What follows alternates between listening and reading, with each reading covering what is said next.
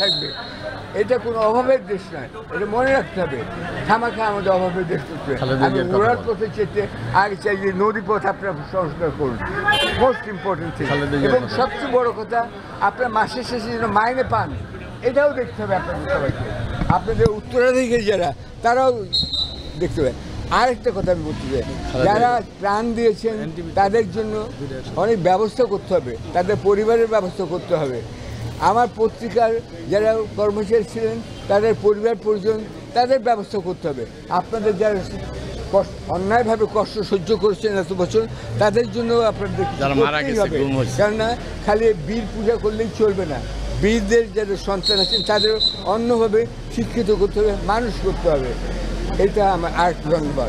আর দেশবাসীকে আবার ধন্যবাদ জানাচ্ছি আপনাদের সম্মিলিত প্রচেষ্টায় আমরা ফিরতে পেরেছি। আমি আবার আপনাদেরকে বলছি লাল গোলাপ শুভেচ্ছা এবং সবাইকে চুমু চুমু চুমু। ম্যাডামের কথাটা একটু বলুন, ম্যাডামের কথাটা একটু বলুন, ম্যাডামের কথাটা একটু বলুন। ও ম্যাডাম, একমাত্র নেত্রী, মনে রাখবেন ম্যাডাম, যিনি এত বছর জেলে থেকেও তিনি আপোষ করেন, তিনি মদ খাবেন কিন্তু তিনি ভাগেন না, তিনি দেশ ছেড়ে যাননি। তিনি একমাত্র লোক, সবচেয়ে সফল। উনি প্রথম বলেছিলেন দেশই আমার একমাত্র ঠিকানা। তিনি কিন্তু 111 উপর পালিয়ে যাননি, এটা মনে রাখতে হবে আপনার সবাইকে।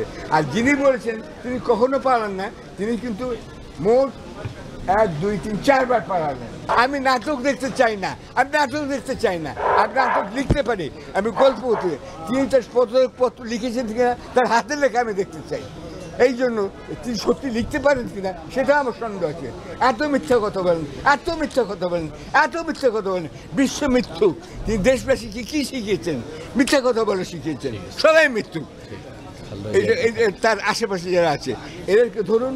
আর একটা কথা, আপনাদের কোনো টাকার অভাব নেই, তারা এত কোটি টাকা চুরি করেছেন, আপনারা সবাই সবসময় রিপোর্ট করছেন। ওই টাকা থেকে তাদের যারা ক্ষতিগ্রস্ত হয়েছেন তাদের ক্ষতিপূরণ দেওয়া হয়। এই জন্য যে আইন প্রণয়ন করা দরকার, বিপ্লবী আইন প্রণয়ন করা দরকার, আন্তর্জাতিক সাহায্য করা দরকার, সেটা তিনি করবেন। আমি জানি ডক্টর ইউনূস এটা পারবেন। ডক্টর ইউনূসের উপর এই দায়িত্ব দিতে হবে যে আপনি এদেরকে সবাই করেন, কারণ তিনি আন্তর্জাতিক মহলে সুপরিচিত এবং সৎ ব্যক্তি। সততা, সাধুতা এবং ন্যায় বিচার এগুলো দেশে ফিরিয়ে আনতে হবে।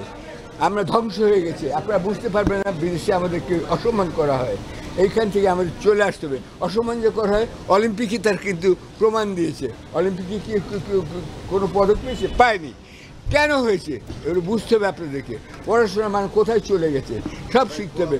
গোল্ডেন A+ পেলেই হবে না।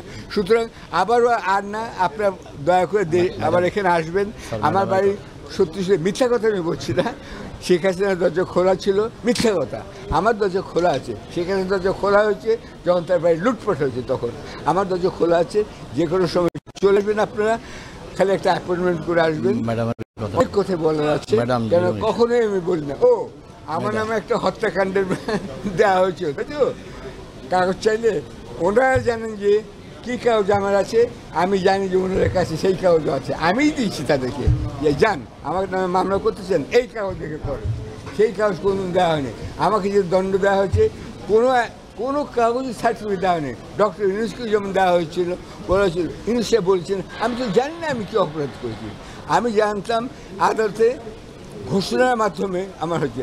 আমার বিচারে কিন্তু কোনো বিচারপতি বা জুরি বা কোনো সাংবাদিককে আসতে দেওয়া হয়নি। আমার উকিলকে রাতে বলে দেওয়া হয়েছিল এই বিচারের জন্য আপনি আসেন না আসেন। আদালত প্রাঙ্গণে ঘোষণা দেওয়া হয়েছিল আমাকে। আমি এখানে ঘোষণা দিলাম শেখ হাসিনার প্রতি, তুমি বাংলাদেশে এসো না, তুমি নর্থ কোরিয়া যাও অথবা বেলারুসে যাও, আর কোনো দেশে না যাও।